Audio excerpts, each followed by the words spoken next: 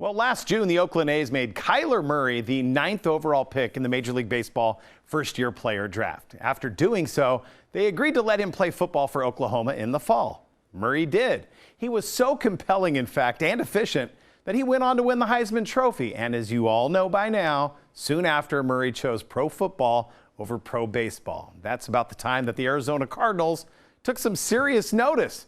They had just hired Kliff Kingsbury as their new head coach, who had known about Murray for close to a decade. John Treach tells us if this is bound to be a match made in football heaven.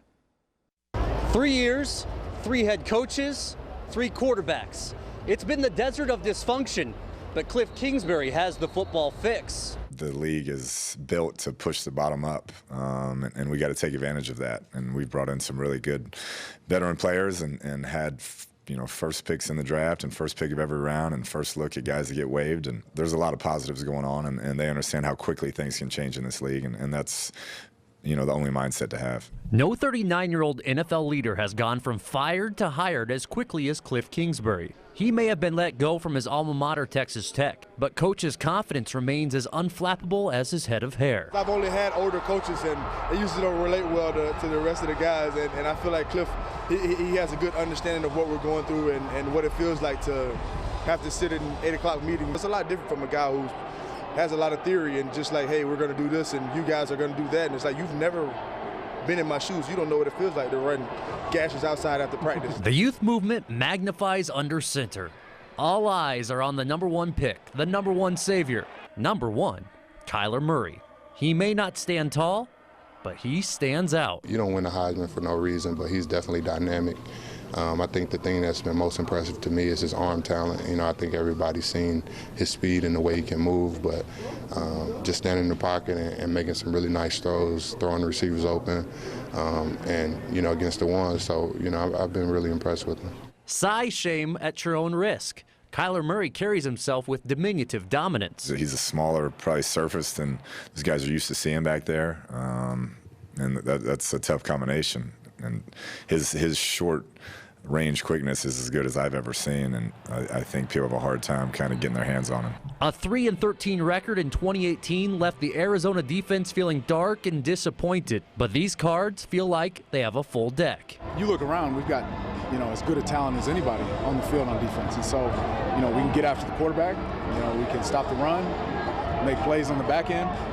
Individually, we're just as good as anybody out there. It's just a matter of coming together as one, playing as one, and building that chemistry. The NFC West is not for the weak, but the Cardinals return with the Heisman, hype, and a whole lot of hope. Reporting, John Treach. Thanks, John. Here's how the season kicks off for the Young Guns in Arizona. It starts with a date with the Lions at home, then off to the East Coast, take on Baltimore. Panthers at home, then in Week 4, hosting the Seahawks in a divisional matchup, rounded out with a date with the Cincinnati Bengals in early October. All right, time to take a look now at the AFC West and the Denver Broncos. And this is a squad that should be quite solid on defense, but pretty questionable on offense. However, if they can get in sync early, they could make some noise in the AFC. Van Tate has the outlook for the Broncos. For the Denver Broncos, it's a season of change. The offseason brought in new head coach Vic Fangio and also quarterback Joe Flacco, creating many questions about what's to come in 2019. Vic Fangio is an NFL head coach for the first time and comes to the Broncos with a ton of league experience. His defenses have ranked in the league's top 5 of fewest points allowed over the last 7 years. I keep my hand and nose into everything. Obviously, I'm more in with the defense. The defense appears ahead of the offensive camp. Players like changes Fangio has made. I really do love playing in this defense, and I think we have a winning formula. I think that we have a great head coach. I think he has a great team around him as far as assistant coaches go. Fangio is trying to turn around a team that put together back-to-back losing seasons for the first time since 1971 and 72. We're going to work hard. We're going to play smart and try and be on top of things mentally. It could be a season that will go as Joe Flacco goes. Listen, I feel like I got a lot left in the tank, and I feel like I can do a lot more than I've really shown over the course of my 11-year career. So The good thing for him is that one of the best receivers on the team, Emmanuel Sanders, is back, showing no ill effects on his left Achilles, which had to be surgically repaired last season. I've always believed in myself. I know a lot of people always set a timetable on Achilles for a normal person, but I never look at myself like I'm normal. As humble as I could say that. Expect the Broncos to also get use out of the tight end position. It's a spot with a lot of talent, with 2019 top draft pick Noah Fant out of Iowa in the mix. I'm just going to come out here and do what they drafted me to do, you know what I'm saying? So I just come out here and do everything I can, everything they asked me to do, and leave everything to be for itself. Pro Bowl running back Phillip Lindsay will be able to take some pressure off of Flacco with his skills carrying the football. I'm always going to have the chip on my shoulder. That's just who I am. Mindset-wise, it's just, I feel like I got to go at it even more. The biggest challenge for the Denver Broncos in 2019 will be their schedule. It's a brutal one, starting with the Raiders and getting more grueling with each passing week. Reporting for Denver Broncos camp, I'm Van Tate. All right, here's what the Broncos face in their opening 5 weeks.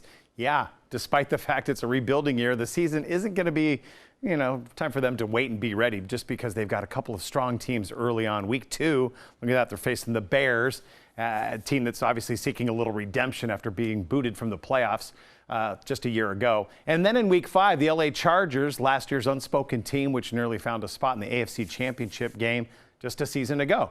But things then to get started, of course, September 9th against Oakland on Monday Night Football. And speaking of those Raiders, with Richie and AB, got Gruden, have to just be all this chaotic personality clashing going on. Yeah, there's a reason HBO's Hard Knocks is following these guys around camp this year.